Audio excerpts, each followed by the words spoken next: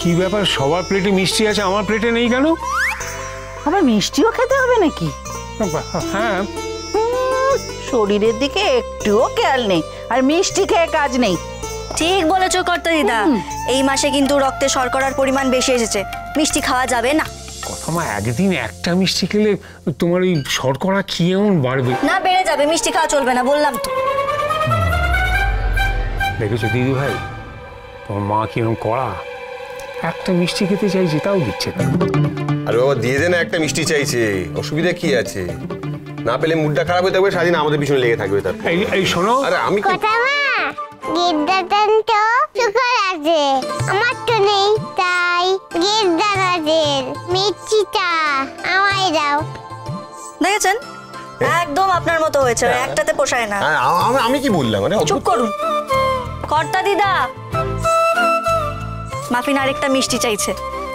আরে দিয়েই দাও আরেকটা। জুনি দাঁড়া, আরেকটা মিষ্টি নিয়ে যা তো।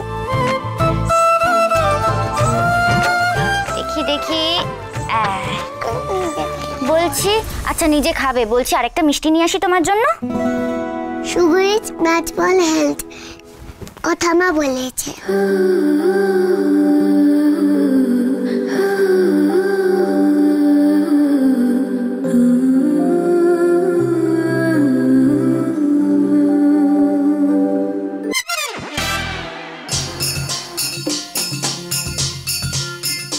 দাদান, আমি এতগুলো খেতে পারবো না, তুমি একটা খাও।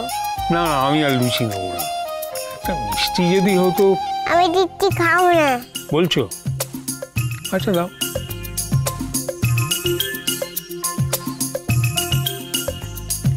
छोटा बच्चा जान के ना कोई आंख दिखाना रे,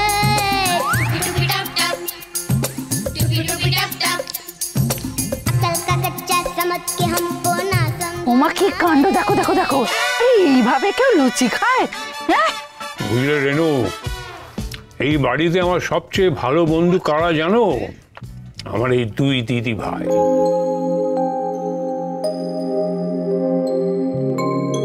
কথা মাফিন ঠিক যতটা তোর, চিকিও তাই। পিপির যেমন প্র্যাটি প্রিয়া, ঠিক তেমনি পিপির ছেলে কিন্তু আমিও ছিলাম। তুই সত্যিটা জানিস না কথা, কিন্তু কোনোদিন যদি জানতে পারিস, এটাও বোঝার চেষ্টা করিস কেন আমি এ কাজ করেছিলাম, কেন আমি তোকে কিছু বলতে পারিনি, শুধু তোর কথা ভেবে।